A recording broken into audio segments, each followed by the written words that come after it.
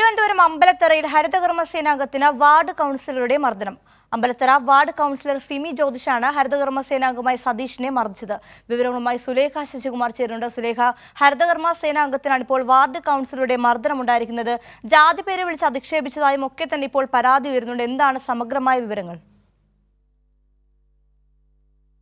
കൗൺസിലറായിട്ടുള്ള സിമി ജ്യോതിഷാണ് ഹരിതകർമ്മ സേനാംഗത്തെ മർദ്ദിച്ചത് എന്നുള്ളത് തന്നെയാണ്. ഇയാളോട് പെട്ടെന്നൊരു ദിവസം ജോലിയിൽ പ്രവേശിക്കേണ്ട, ജോലി ചെയ്യേണ്ട എന്നുള്ള നിർദ്ദേശം നൽകുന്നു. അത് ചോദ്യം ചെയ്യാൻ വേണ്ടിയാണ്, അത്തരം ആ ഒരു കാര്യം അറിയാൻ വേണ്ടിയാണ് ഇത്തരത്തിൽ ഹരിതകർമ്മ സേനാംഗമായിട്ടുള്ള സതീഷ് ഈ കൗൺസിലറുടെ ഓഫീസിലേക്ക് എത്തുന്നത്. ഓഫീസിലേക്ക് എത്തിയ സമയത്ത് വലിയ രീതിയിൽ ഈ സതീഷിനെ ഭീഷണിപ്പെടുത്തുകയും അതിനൊപ്പം തന്നെ കയ്യേറ്റം ചെയ്യുകയും ചെയ്തു എന്നതാണ് പോലീസിൽ നൽകിയ പരാതി എന്ന് പറയുന്നത്. സതീഷ് ധരിച്ചിരുന്ന ടീഷർട്ട് പിടിച്ച് സതീഷിനെ തള്ളുകയും അതോടൊപ്പം തന്നെ മുഖത്തടിക്കുകയും ചെയ്തു എന്നതാണ് പരാതി.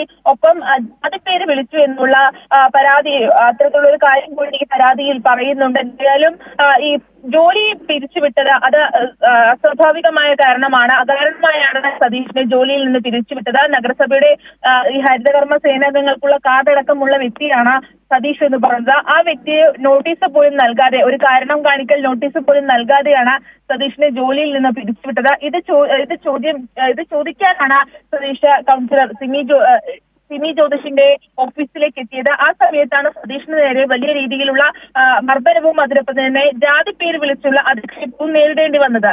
വിഷ്ണുപ്രിയ.